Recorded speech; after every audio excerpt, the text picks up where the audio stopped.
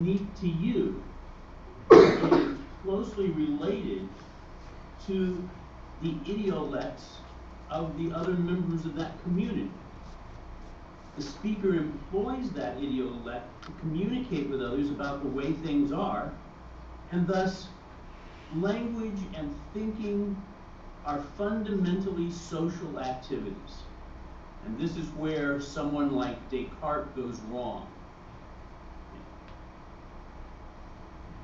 The essay for Incapacities is really an essay on why the Cartesian paradigm of how to do the theory of knowledge fails. It fails because Descartes thinks that he can sit in his room by the fire just cogitating about things and discover the entire structure of knowledge. For Peirce, that's impossible. And that's why the discussion of inquiry, which is what Peirce is about, inquiry, study, science, all of these things are part of a continuum, has to be social, for the same reason that language has to be social. And if we lose sight of that, we will fall into all sorts of philosophical dead ends. So on the little summary that Professor Demarath handed out, which I think captures Peirce's points very nicely, we begin in the middle of things. I imagine that none of us can remember our first words, and thus none of us can remember our first thoughts. You probably have some images from your toddler days, but are you sure that those are memories and not something that your mother showed you in a snapshot that's now embedded in your mind? I don't think we can. And because we always start in the middle of things, the idea of universal doubt, which is part of that Cartesian method, if you had to doubt that you were sitting there in that room right now, then you couldn't even go forward. You wouldn't know what next step to take would be. So if you move to the second point on the outline that Professor Demarath passed out, since we always start in the middle of things, we have to rely on that community of inquirers, the group of people from whom we've learned our initial standards, our initial norms.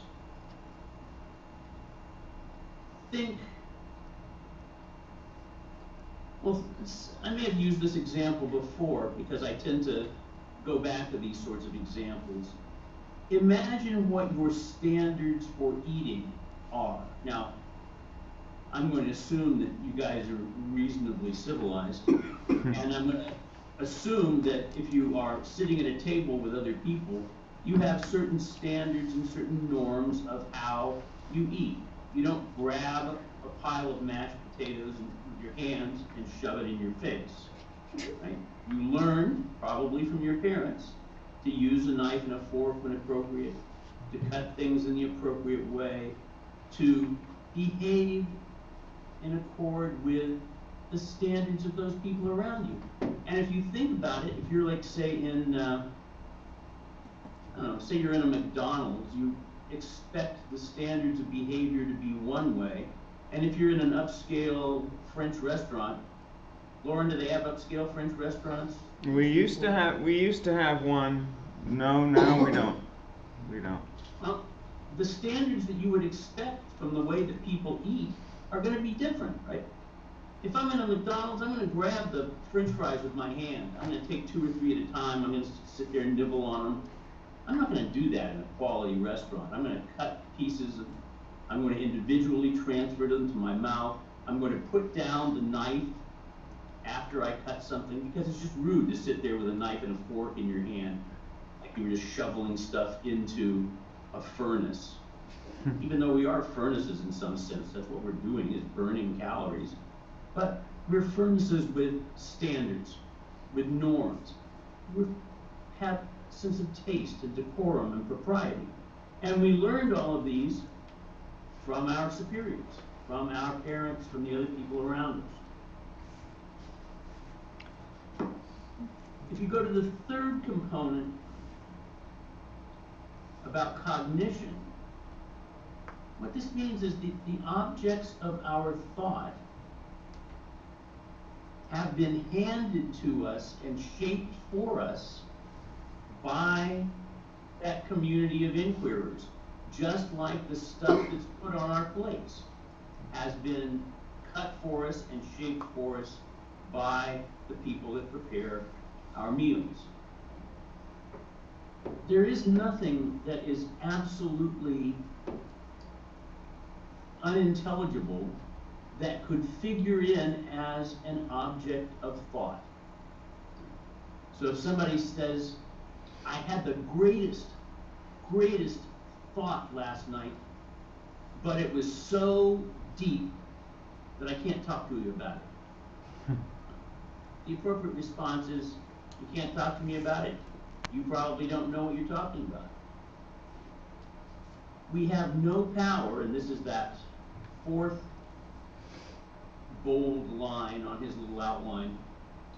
We have no power of pure introspection, right? You can't just look into your mind to see what's going on there independently of the language that you have inherited from the community in which you live. And if this is the case, then we have no pure power of intuition.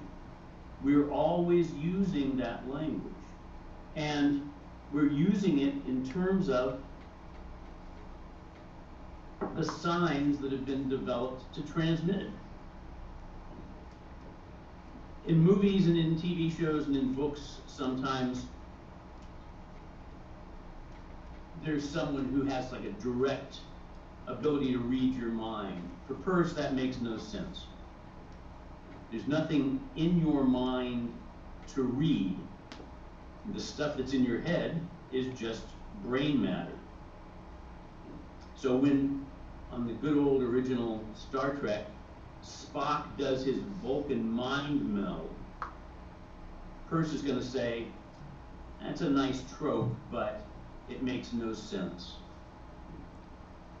So all of these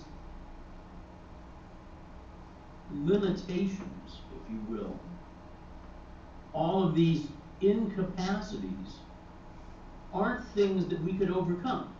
And this is part of Peirce's point. They are part of what it means to be the evolved language-using human animal. And if you connect this to the earlier discussion of language, then it means that there's not going to be any general theory of thinking, any more than there's going to be a general theory of languages. You can, for particular purposes, abstract languages. You can, for particular purposes, abstract theories of thinking. This is, in fact, what Aristotle was doing when he was developing logic back in the 340s or so before the Common Era. But when you actually are thinking about something, well, at least most of us, we're not really putting up major premises and minor premises and drawing deductions from them. We're just responding to the stimuli in our environment, and we are uttering little bits of verbal behavior in ways that we've learned to perform from our elders. Questions about any of this so far? Nothing? Guys? I want people to be thinking of possible objections of outrage, because I'm about to get outraged myself. Of what? Well, I'm not sure this is going down the. I mean, I know you'll. I'm not hearing you very well, Oh, Lauren. Can you okay. I'll speak up. Can you hear me? Sort of now? Yeah. So, and I say that sort of kiddingly, but just as a way to maybe, get people engaged here a little bit, because I want you guys to be sort of thinking down this line. I'm thinking of terrorists, and I'm thinking about communicating with terrorists and communicating with. We were talking about fundamentalism earlier this morning, Scott. Right. And are we saying here that there's no way to communicate with people who have a different social environment? I mean, potentially, conceivably, there's, you know, that the importance of signs and so on gets so much in the way that there's really no, you know, guarantee that you'll be able to reach them. Or is there, you know, is there some sort of firm ground, shared knowledge, shared experience that would that would bring us together? You know, I mean, am I going sort of in the right direction? I mean, is that a hazard of this kind of argument? When you went off campus, you also went off sound, or went off camera. You went off sound, so I lost the last of that sentence. Oh. Can you hear me now? Now I can. Okay. So what I was saying was, is it possible that that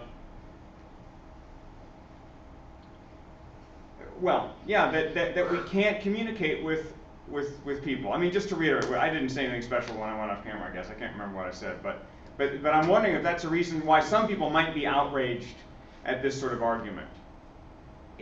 Think of it this way.